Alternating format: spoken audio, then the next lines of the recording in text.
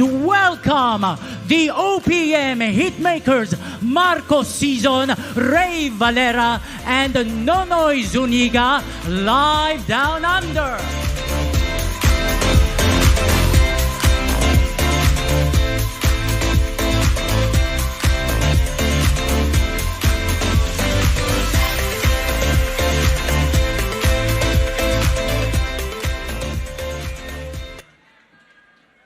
Kumusta kayong lahat? Maestro! Music please! Okay. Kamusta na? Parang ang dilim, ano? Yeah, bukas. Yun! Right. Ang hindi pumalakpak, mamamatay. Mga guys, kumusta kayo dyan sa likod? Kay tagal din natin di nakita, ako'y nasasabik na sa inyo. Kumusta ka na? Nalulungkot ka rin ba? Sana ay kapiling kita. Walang lyrics.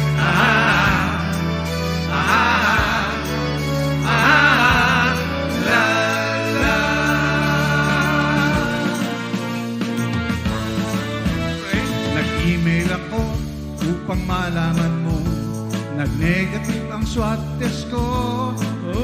May pera ka ba? Mauutangan ba kita? Kung wala'y mag-withdraw ka na. Katawa lang. Sing along! Run!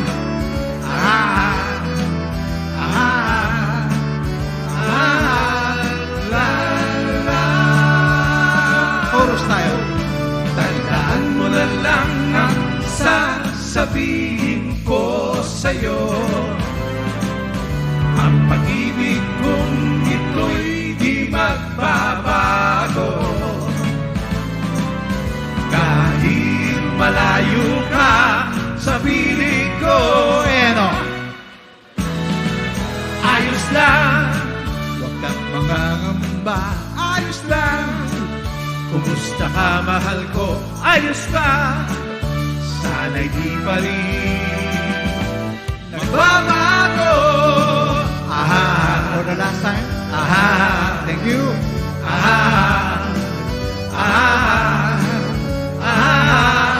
La, la.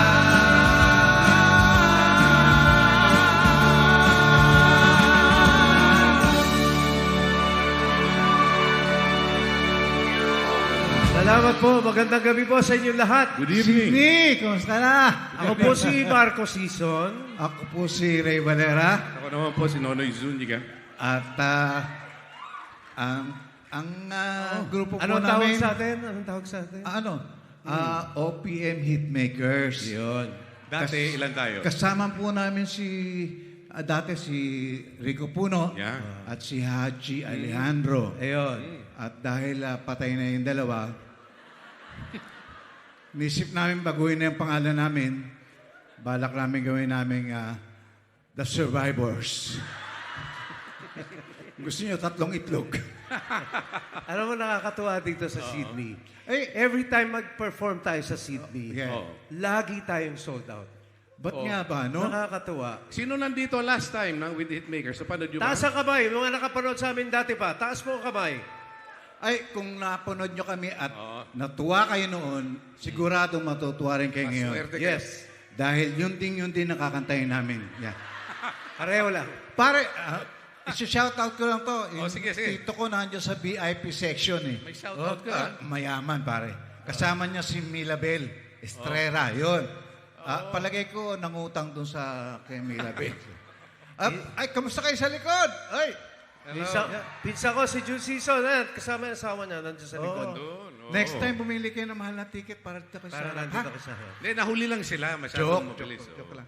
At saka, naku, Nonoy, nauna po kami dumating kay Nonoy eh. Oo nga. Dahil mabagal talaga ito yung lakad. At para pinakain tayo dun sa, ano nga ang beach yun? Saan yun?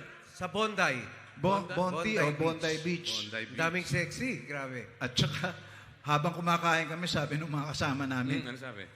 ang daming namatay dito, may mga binaril dito nung araw. Ganun ba? Mga walang iya talaga habang kumakain ka. Pero may napansin ako, Ayun. walang Filipino restaurant doon.